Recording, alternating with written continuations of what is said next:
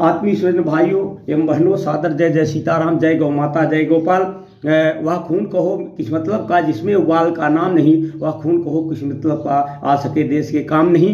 बंधुओं कभी चिंतन किए हैं कि तथाकथित आज़ादी की इतने बार सारी सत्ताएं आई और ये सब एक थैली के चट्टे बट्टे हैं और देश का सर्वनाश कर रहे हैं। ये जो तथाकथित सरकार आई, रामराजी सरकार, ये तो रावण राज्य के उसको भी मात दे रही है और चारों तरफ लूट, बलात्कार, हत्या, मने इस कानों में अच्छी शुभ समाचार मिलने को मिल नहीं रहा है। चारों तरफ अराजक तंत्र फैला हुआ, जंगल राज फैला हुआ। कितना नाम लूं, कहां कहूं। एक भ्रष्टाचारी को हटाने के लिए हम लोगों को 8 लोगों को जेल डाल दिया गया, इस अर्धनग्न अवस्था में, ठंडी में। ये लोकतंत्र है कि तानाशाही है? और ये कह रहा है कि अच्छे दिन आए, अमृतकाल, इसको अच्छे अमृतकाल दिख रहे हैं। इसकी आंखों में क्या हो गया है? ये प्रधानमंत्री के नाम पर कलंक है, जिसने क्या कहते हैं इसके ऊपर हत्या का सुवर्ण स्वामी आरोप लगा रहे हैं, जो भाजपा के हैं। अमित शाह के ऊपर जसलोया के हत्याकांड का आरोप है। अब आप बताइए, गंगा पुत्र बने हुए हैं, सानंद जो पर्यावरणविद थी,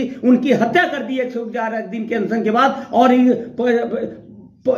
मने अनिल की पराकाष्ठा हो गई, शंकराचार्य जी का अपमान कर दिया, सनातन के प्रमुख शंकराचार्य। और उल्टा क्या प्रश्न कर रहा है कि आपका पट्टाभिषेक नहीं हुआ। अरे तो कानून से चलेगा तुम्हारा? अरे तुम धर्म जो है सत्ता को नियंत्रित करती थी, तुम धर्म को नियंत्रित करने बड़े पावरफुल हो गए। तो मैं तो इस वीडियो के माध्यम से देश की जनता से पूछना चाहता हूं कि अगर ये मोदी के पास जवाब देने की क्षमता है तो आज के हमसे बात करें कि काला धन पर बात करें, भ्रष्टाचार पर बात करें, महंगाई पर बात करें, पेट्रोलियम पदार्थों पर गिरी कानून व्यवस्था, लचर व्यवस्था, सारा तंत्र को उन्होंने कब्जा कर लिया है। बनारस चुनाव में हारे हुए थे मोदी जी, तंत्र के पल जीते हैं। तो ये अब देश में प्रधानमंत्री के रहने लायक नहीं है। शंकराचार्य से पट्टाभिषेक की जानकारी पूछ रहे। अरे पूछिए, 4 पीठ थे, 4 हमारे शंकराचार्य थे। इतने फर्जी शंकराचार्य क्यों घूम रहे हैं देश में? ये शासन शंकराचार्य बनाएगी जो चोर लुचक को हैं, जिनके ऊपर तय है कि इनके पास चरित्र नाम की चीज नहीं है। चरित्र का सत्यानाश करके,